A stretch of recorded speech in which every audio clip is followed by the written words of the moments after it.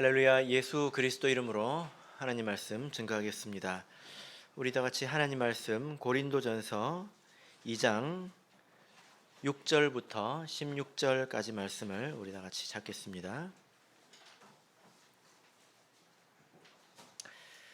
고린도전서 2장 6절부터 16절까지 말씀을 저와 여러분이 한 절씩 교독하도록 하겠습니다. 6절. 그러나 우리가 온전한 자들 중에서 지혜를 말하노니 이는 이 세상의 지혜가 아니요 또 이 세상에 없어질 관원의 지혜도 아니요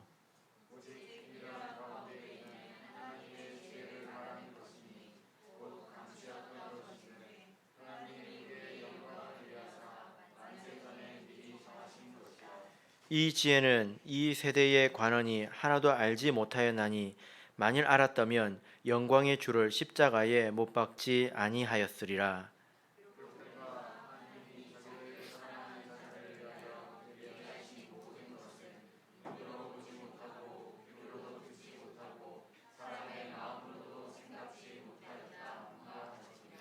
오직 하나님이 성령으로 이것을 우리에게 보이셨으니 성령은 모든 것 곧 하나님의 깊은 것이라도 통달하시느니라.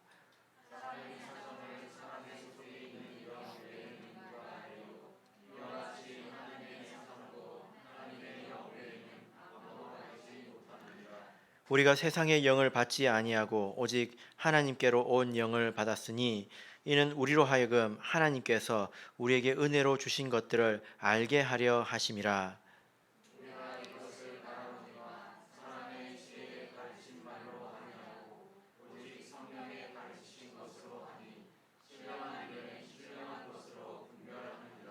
육에 속한 사람은 하나님의 성령의 일을 받지 아니하나니 저희에게는 미련하게 보이며 또 깨닫지도 못하나니 이런 일은 영적으로라야 분변함이니라.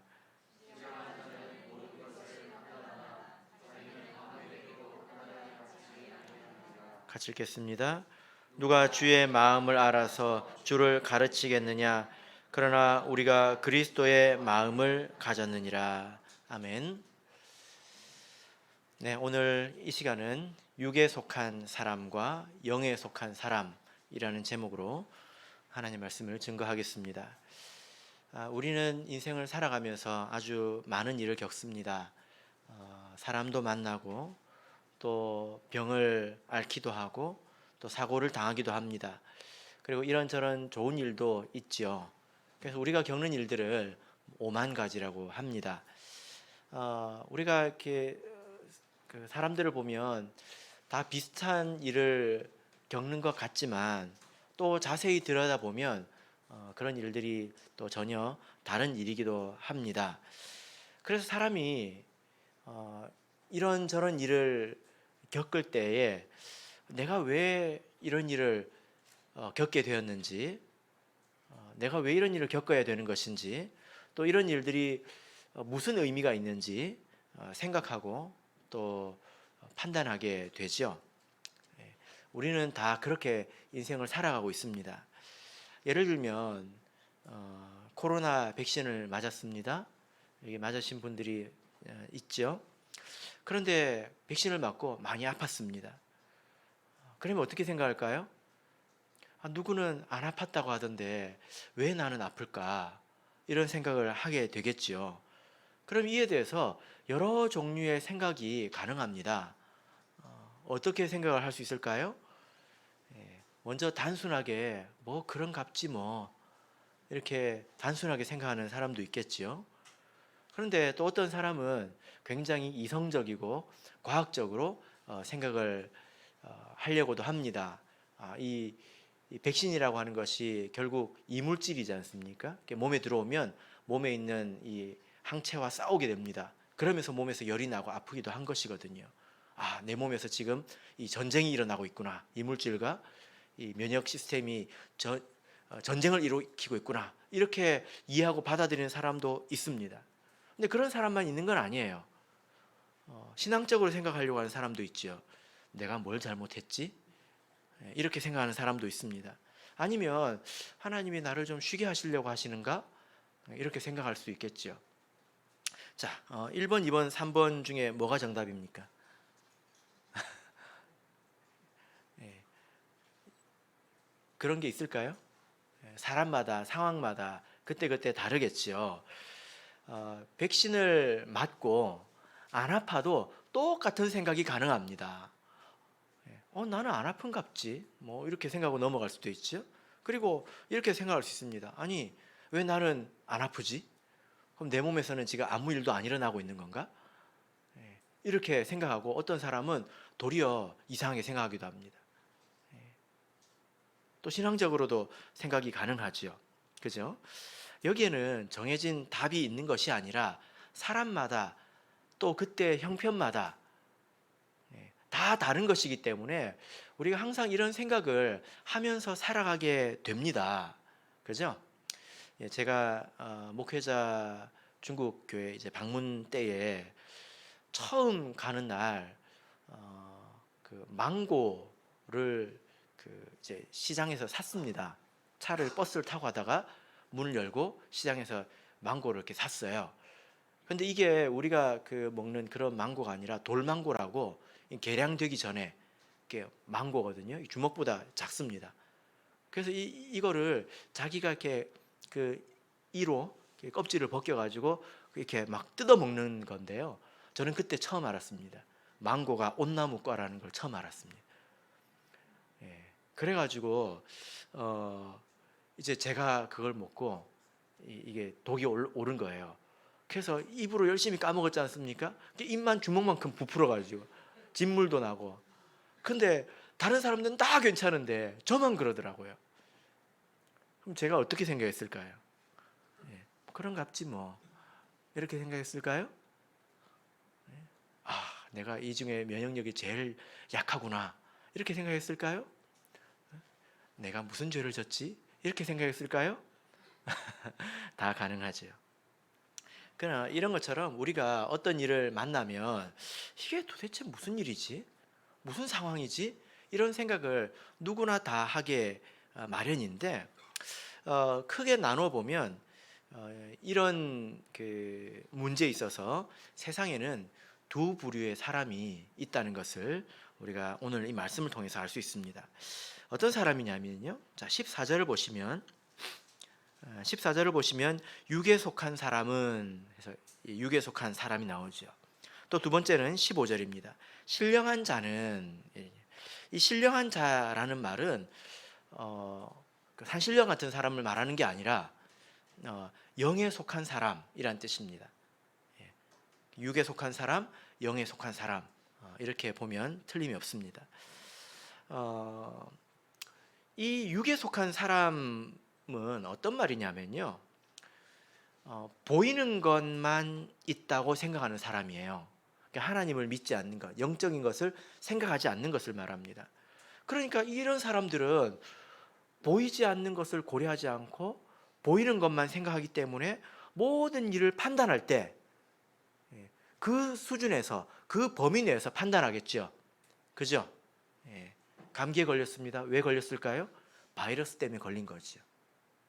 이렇게 생각한다는 것입니다. 영에 속한 사람이라는 뜻은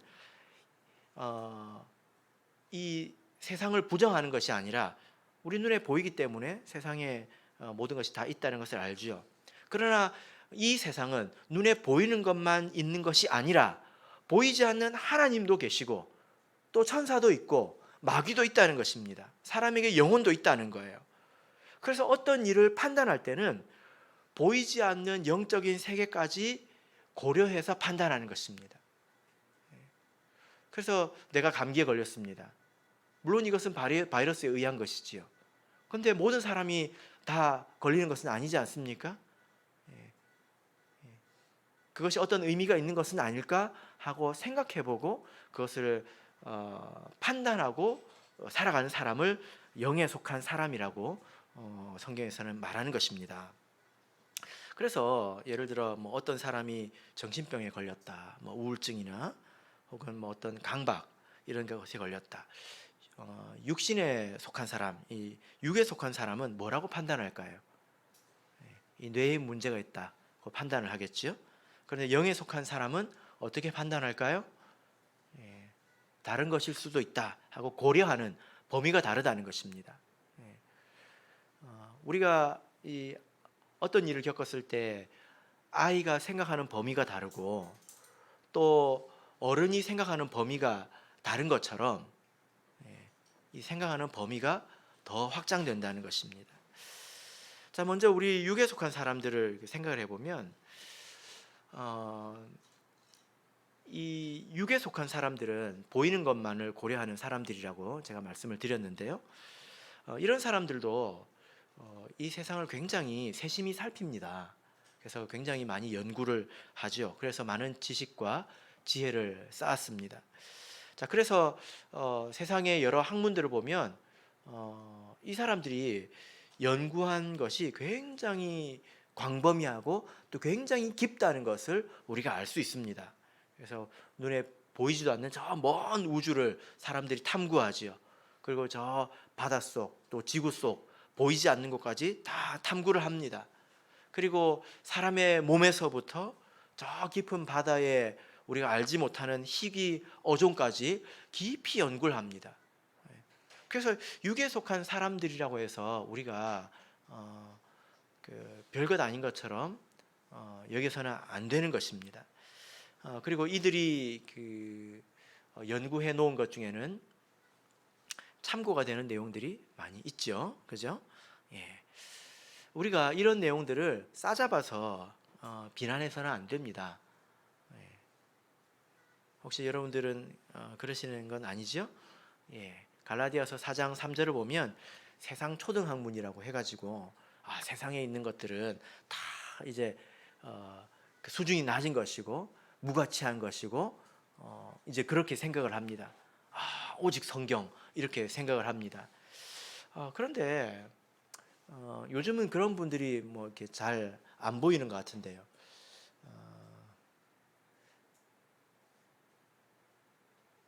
그러면 안 되죠. 이건 잘못 생각한 것입니다. 틀린 것입니다. 왜냐하면 이 육에 속한 사람들도 결국 하나님이 지으신 이 세계를 보고 연구하는 것입니다. 그리고 그 하나님이 만드신 것의 이치를 생각하는 것이고, 그렇기 때문에 그것도 역시 하나님의 세계 안에 있는 것이죠. 그죠? 그래서 높은 곳에서 뛰어내리면 떨어진다. 이런 것을 무시하고 살면 안 되지 않습니까? 그죠? 신령한 사람들은 높은 곳에서 뛰어내려도 안 떨어지죠.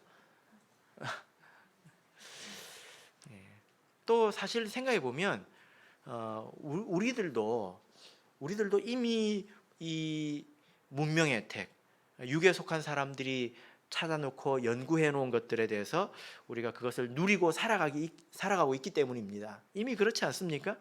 여러분 오늘 저녁에 뭘 드셨습니까? 오늘 하루 뭘 드셨습니까? 우리가 이렇게 잘 먹는 것은 농업의 발전 때문이죠. 과학이 발달했기 때문입니다. 만약에 그렇지 않았다면 우리가 오늘 저녁을 굉장히 힘겹게 먹었을 거예요. 그죠? 그리고 세상적인 것이라고 싸잡아 비난하는 사람이 있다 하더라도 그 사람이 아프면 어디 갈까요? 어디 갈까요? 의사를 만나러 가겠죠. 병원에 갈 것입니다.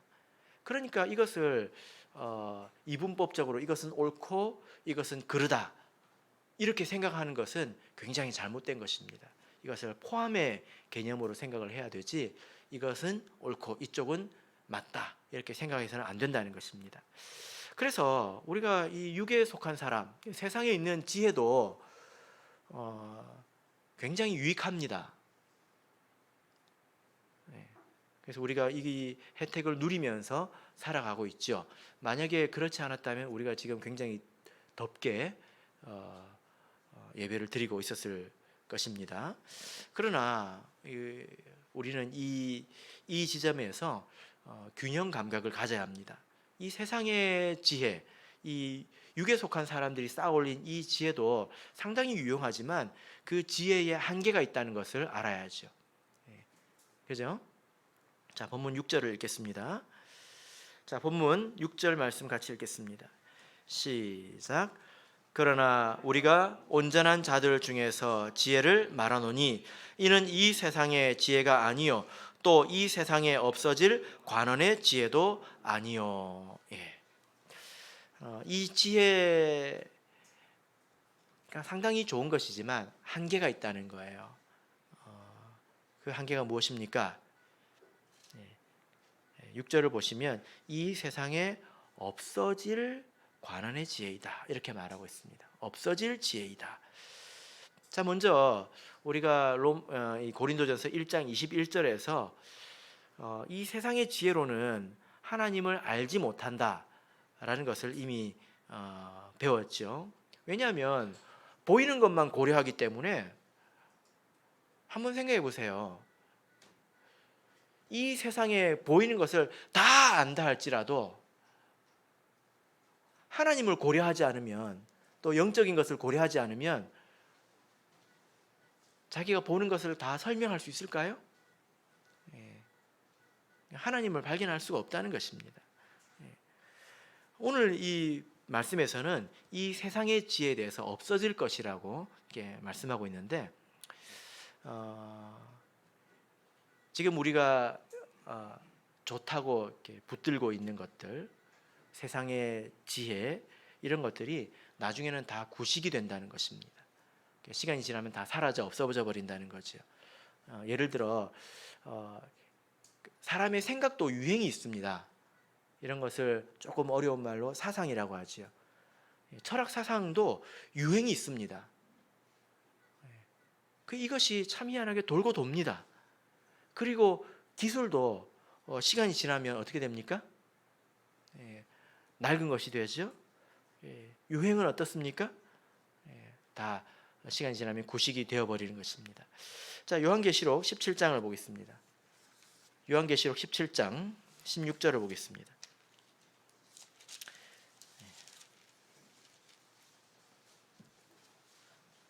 요한계시록 17장 16절.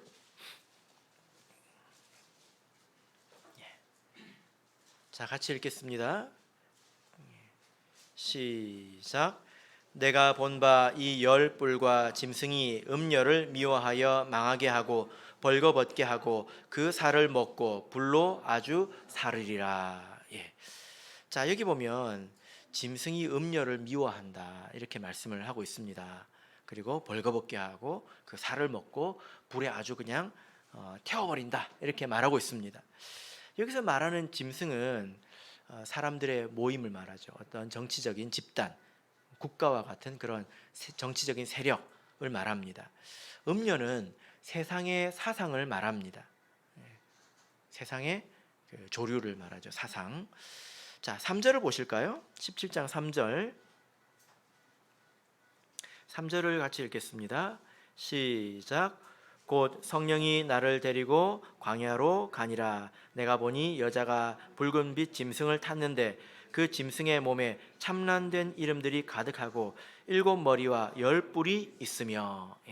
자, 이 요한이 광야로 가니까 비로소 보이는 게 있었는데 가서 무엇을 봤습니까? 음녀가 짐승 위에 올라타 있는 것을 보았습니다. 원래 이 음녀와 짐승은 이런 관계였어요. 음녀가 짐승 위에 딱 올라타 있습니다. 사이가 좋죠. 이 말이 무슨 말일까요? 어떤 사상이 국가를 지배한다는 겁니다. 어떤 사상이 사람들의 그 세력을 지배한다는 것입니다. 옛날도 보면 우리 그 나라들이 다 이렇게 모였었잖아요. 공산주의 국가, 자유민주주의 국가, 이렇게 해서 나라가 사상별로 이렇게 모인 것을 여러분들 기억하시죠? 그죠? 그렇게 사상이 원래 사람들을 지배하는 것입니다. 그런데 이후에는 어떻게 되었습니까? 그 사상을 신봉하고 그것을 얼마나 귀하게 여겼던지 다른 사람들과 전쟁도 하고 죽이기도 했지 않습니까? 근데 그렇게 아끼던 것을 어떻게 합니까? 나중에는 미워하고 망하게 하고 벌거벗게 하고 살을 먹고 불로 아주 사른다는 것입니다. 그러니까 세상에 있는 이런 사상들이 나중에는 세상에 의해서 폐기 처분이 된다는 거예요. 미움을 받는다는 것입니다. 그러니까 한번 생각해 보십시오. 세상에서 사람들이 이렇게 신봉하던 것들, 세상 사람들이 가장 고귀하게 여기던 것들조차 나중에 폐기 처분되는데, 우리 성도가 그런 것에 매료가 되어서 그런 것에 푹 빠져서 살면 정말 안타까운 것입니다.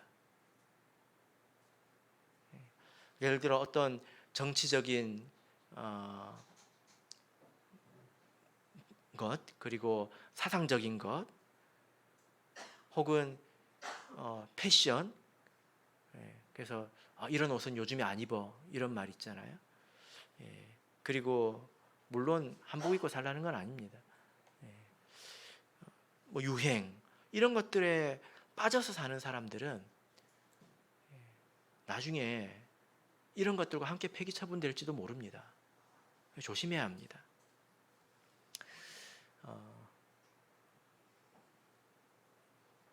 제가 이번 목회자 연수 기간 중에 우리 청주교회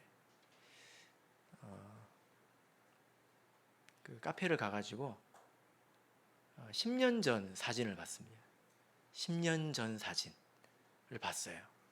거기 여기 분들이 이제 등장하시더라고요. 그 중에 결혼식 사진을 봤는데요. 그 사진을 딱 보여드리면 거기에 등장하시는 분들이 다 부끄러워서 어쩔 줄 몰라 하실 거예요. 지금 동의하십니까? 못하십니까? 동의를 못하시면 제가 다음 시간에 올려드리겠습니다. 동의하십니까? 못하십니까? 네?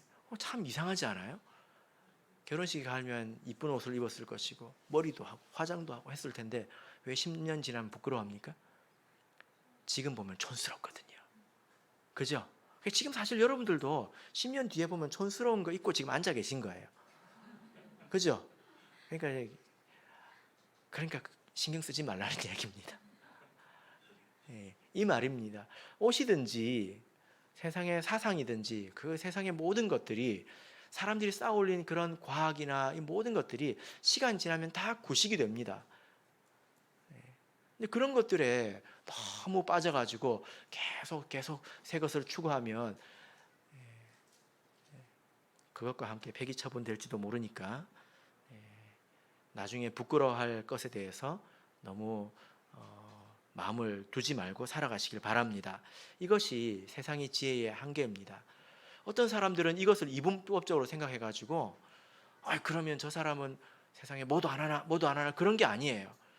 우리가 그것을 누리고 또 그것도 하나님께서 주신 것이라고 받을 수 있습니다.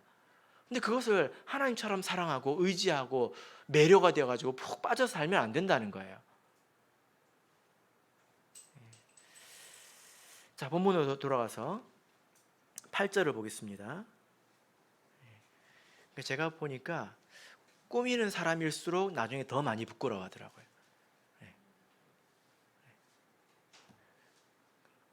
어떤 사람은요 10년 전 사진인데 그 사람이 어제 입고 있던 옷을 사진 속에서 입고 있더라고요. 그럼 부끄럽지 않죠. 그죠? 사진 봤을 때 어제 내 모습이네, 오늘의 내 모습이네 하고 부끄럽지 않을 겁니다. 뭐가 좋은 것일까요? 예. 자, 고린도전서 2장 8절 보겠습니다. 읽겠습니다. 시작.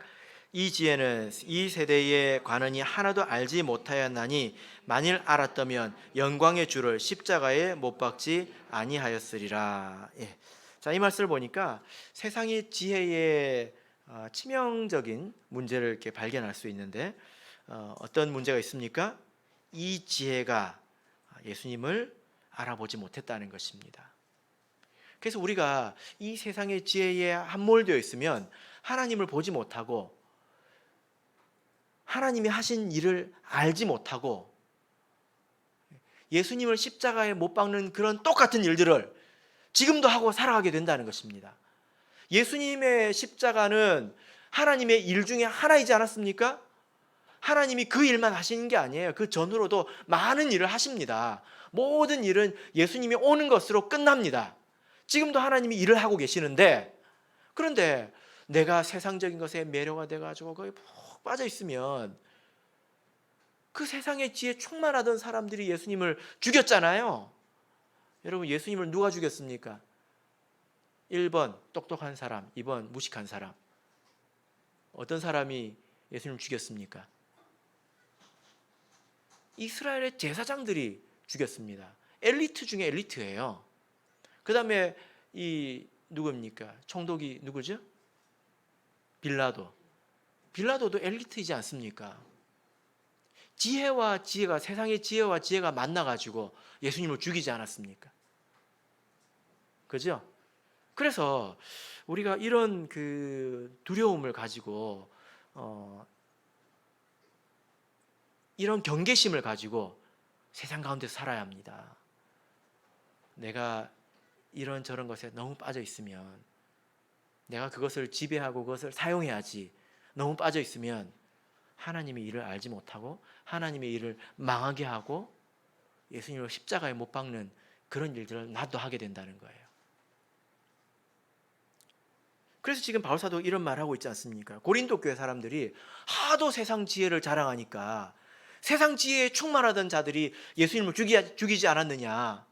너희들이, 세상 지혜에 충만한 너희들이 교회를 망하게 하고 있지 않느냐? 이렇게 이야기를 하고 있는 것입니다. 여러분, 계시록에 보면 예수님을 찌른 자도 예수님이 오실 때 부활해서 그를 볼 것이라고 이야기를 했습니다. 그때가 되면 우리가 누군지 알 수 있겠죠. 한번 생각해 보세요. 그 자리에서 예수님을 창으로 찌른 사람은 참 안타깝지 않습니까? 어떤 사람일까요? 근데 우리가 그런 사람이 될 수 있습니다. 그래서 조심해야 합니다. 자, 이제 본문으로 돌아가세요. 우리는 이제 영에 속한 사람이 되어야 되겠죠. 자, 7절 읽겠습니다. 자, 7절 읽겠습니다. 시작. 오직 비밀한 가운데 있는 하나님의 지혜를 말하는 것이니 곧 감추었던 것인데 하나님이 우리의 영광을 위하사 만세 전에 미리 정하신 것이라. 예. 자, 우리는 세상의 지혜를 도려내는 것이 아니라 그 위에서 살아야 된다는 거예요. 그것을 다스리고 활용해야 된다는 것입니다. 그러나 그 속에 빠져 있어서는 안 된다는 거예요. 그리고 그 위에서 우리는 그 이상의 하나님의 지혜를 가지고 살아야 된다는 것입니다. 이 지혜는 어떤 지혜입니까? 7절 보시면 우리의 영광을 위하사 만세 전에 미리 정하신 것입니다. 그리고 이것은 없어질 관원의 지혜가 아닙니다. 그러니까 이것은 영원하다는 것입니다. 그러니까 이것은 예수님께서 십자가를 통해서 우리를 구원하시는 그 일, 또 성령으로 우리를 새롭게 하시고 우리를 인도하시는 하나님의 인도하심, 이런 모든 일들을 말하죠. 그렇죠? 그래서 세상의 지혜는 결국 우리를 부끄럽게 하고 없어지지만 하나님의 지혜는 우리를 영광스럽게 해준다는 것입니다. 그래서 우리가 이 하나님의 지혜를 따라서 갈 때에 우리가 어떻게 될까요? 마지막 날에 부활하게 될 것입니다. 이것은 우리를 부끄럽게 하지 않죠. 우리 성도님들이 세상적으로 별로 아는 것이 없다 하더라도 세상에 유식한 사람들이 그날이 되면 여러분들을 부러워할 것입니다. 이것이 하나님의 지혜가 가진 힘이지요. 자, 그러면 우리가 하나님의 지혜를 어떻게 알 수 있을까요? 자, 10절을 보겠습니다. 자, 10절 같이 읽겠습니다. 시작. 오직 하나님이 성령으로 이것을 우리에게 보이셨으니 성령은 모든 것 곧 하나님의 깊은 것이라도 통달하시느니라. 12절 읽겠습니다. 시작.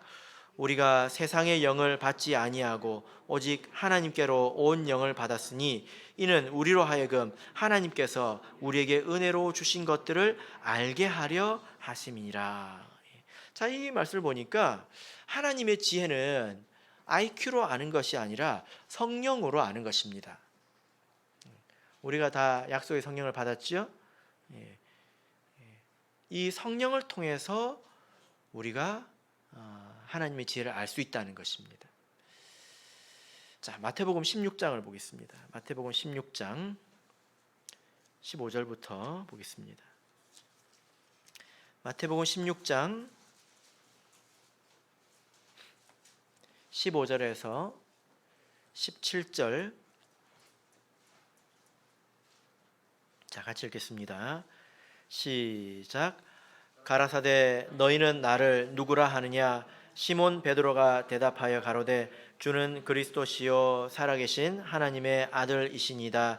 예수께서 대답하여 가라사대 바요나 시몬아 내가 복이 있도다.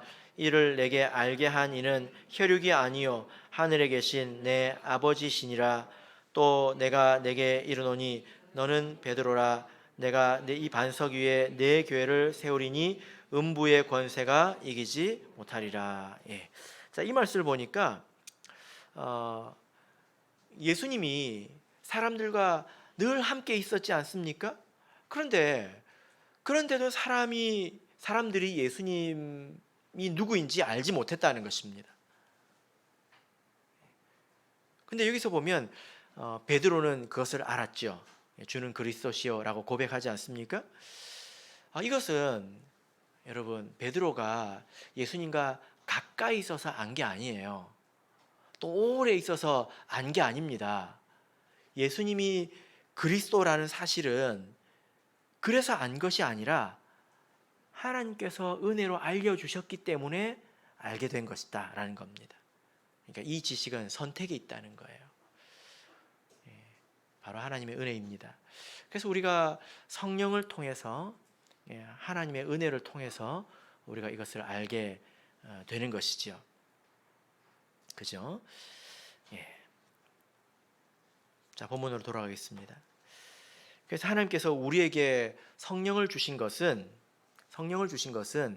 이런 것들을 알라고 주신 것입니다. 은혜로 우리에게 주신 것들을 알라고 주신 것입니다. 그래서 기본적으로 성령이 없으면 우리가 진리를 세워나갈 수가 없습니다. 진리를 알 수가 없습니다. 구원의 진리를 알 수가 없습니다. 그런데요, 이것은 교회적인 차원의 이야기죠. 그런데 여러분, 오늘 우리가 좀 생각해야 될 부분은 개인적인 차원의 서의 적용입니다. 우리가 성령을 의지할 때에 하나님의 지혜를 배울 뿐만이 아니라 내 삶에 일어나는 그런 일들에 대해서도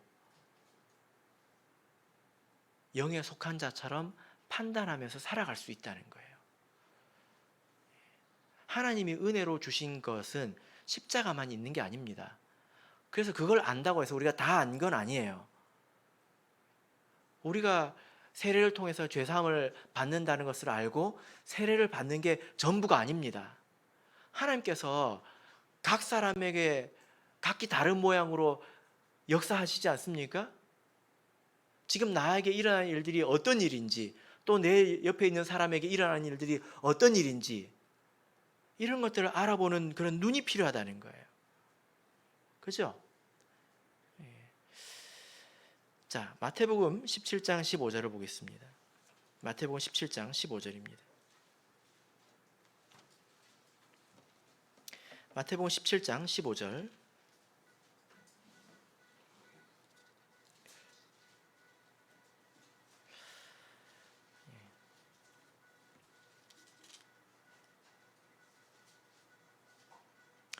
자, 읽겠습니다. 시작.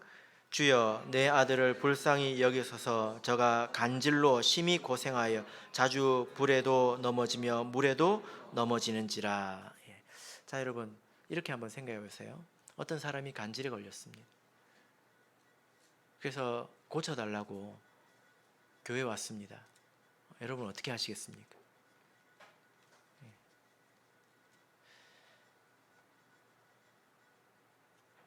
그런데 18절을 보시면요. 18절을 보시면 읽겠습니다. 시작. 이에 예수께서 꾸짖으시니 귀신이 나가고 아이가 그때부터 나으니라. 예수님께서 어떻게 하셨습니까? 예. 귀신을 꾸짖었습니다. 그러므로 간질은 귀신입니까? 그렇지 않습니다. 예수님에게 이런 눈이 있었다는 거예요. 사람은 분명히 와서 병이라고 했습니다. 그런데 예수님은 그것을 귀신이라고 했습니다. 제가 어떤 이야기를 들었는데요.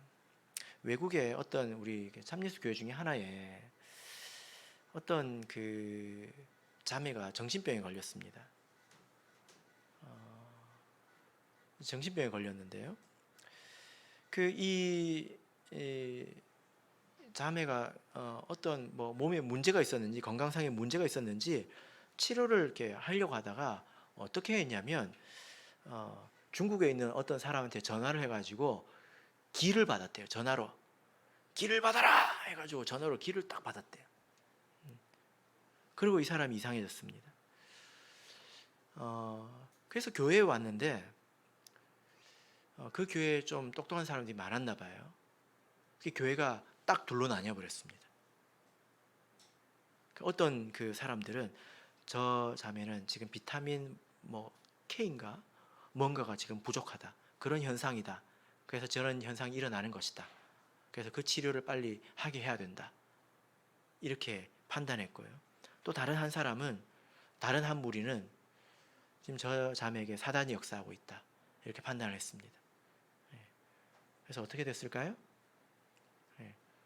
교회가 그렇게 서로 실갱이하는 틈에 이 사람이 중국으로 돌아가 버렸습니다. 그래서 이런 양이 되어버렸어요. 구하지 못한 것입니다.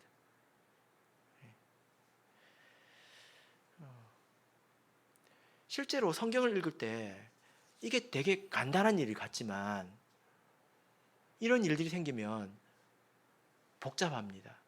내 마음속에서도 나에게 어떤 일이 생겼을 때 이게 무슨 일인가 오락가락하고 우리 교회에 있을 때도 오락가락하고 혼동되고 헷갈린다는 것입니다.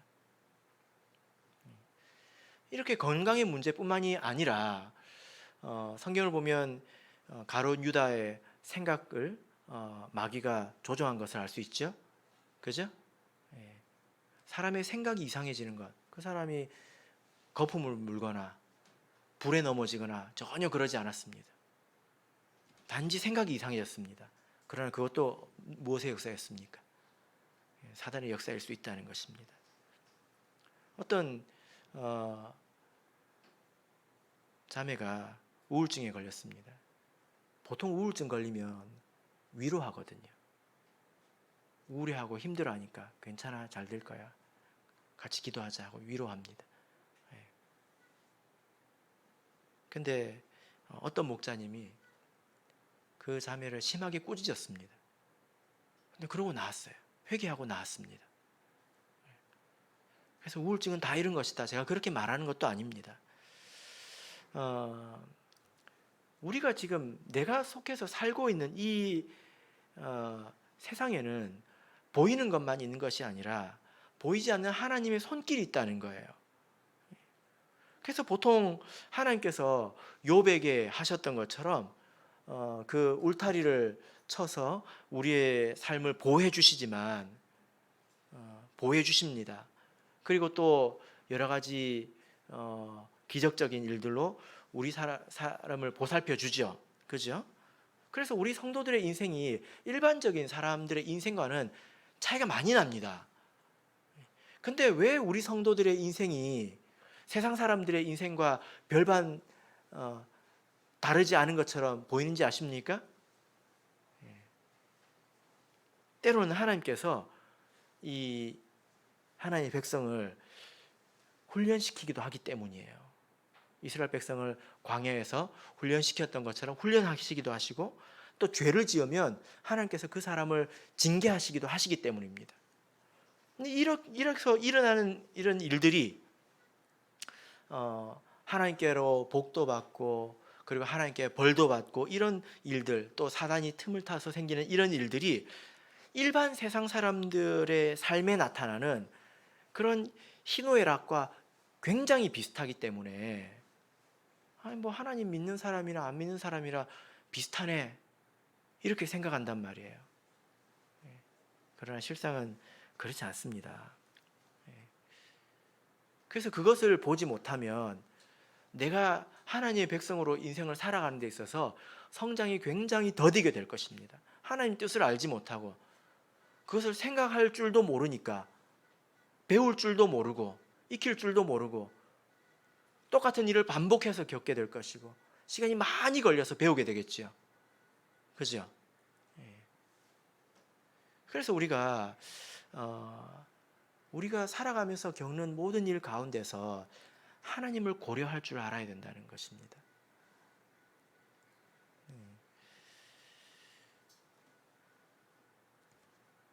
근데 이런 이야기들은 잘 공유하기가 힘들어요. 자기가 깨달아야지 다른 사람이 이야기해 주는 것이 그렇게 크게 잘 도움이 되지 않습니다.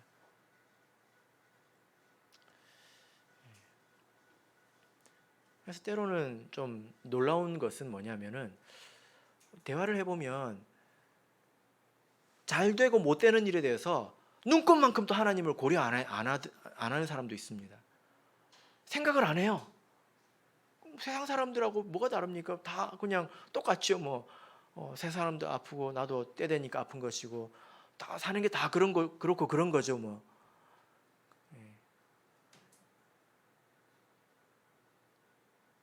그러면 영에 속한 사람이 아닌 것입니다. 말씀의 결론 맺겠습니다. 여러분, 우리 삶에는 다양한 문제가 있습니다. 그래서 보이는 것만 고려하지 마시고 보이는 것에 너무 매료되지도 마시고 그것과 함께 망하지 마시고 그것과 함께 부끄러움 당하지 마십시오. 우리는 그 위에서 하나님의 지혜를 얻어서 진리를 분별할 뿐 아니라 또 내 삶에서 일어나는 다양한 일들에 대해서 하나님의 안목으로 판단하고 배우셔서 승리하시는 우리 성도님들이 되시기를 예수 그리스도 이름으로 축복합니다. 우리 다 같이 찬송하겠습니다. 421장 찬양하겠습니다.